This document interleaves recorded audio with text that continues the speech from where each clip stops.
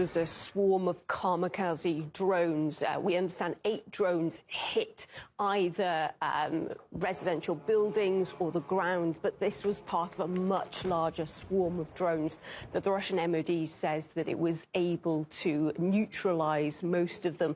As you can see, though, those drones that did get through causing damage, particularly to residential buildings, hitting them and then sparking fires inside. Now, the buildings were immediately evacuated. Now, this took place in the city of Kazan, in the northeast and eastern part, in an area called Sovietsky. Now, this is actually the most popularly densilated area of the city. This is a residential area. This is not an area where we have military bases.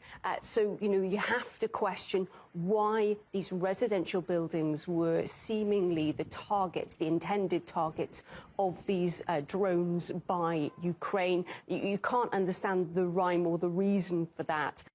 Whereas industrial plants used to be attacked, now the enemy is targeting civilians in the morning, right in their homes.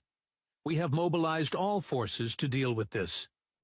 Now, the buildings, as I mentioned, were evacuated. Schools in the area were also evacuated, with school children being taken down to bomb shelters to keep them as safe as possible. And we've been told that all major events in Kazan have been cancelled on Saturday. There's already also been a temporary halt on the city's main airport, with flights in and flights leaving all being suspended, at least for the next few hours. And it's interesting, Kazan is a city that many people may not have heard of before October of this year, but of course it was the central focus of international attention because it hosted the BRICS summit with leaders from all over the world, from Africa, from China, even some from Europe, coming to Kazan to meet President Putin at that BRICS summit. And just a few days ago, in his end-of-year question and answer session, President Putin was talking about this incredible city, and you have to wonder whether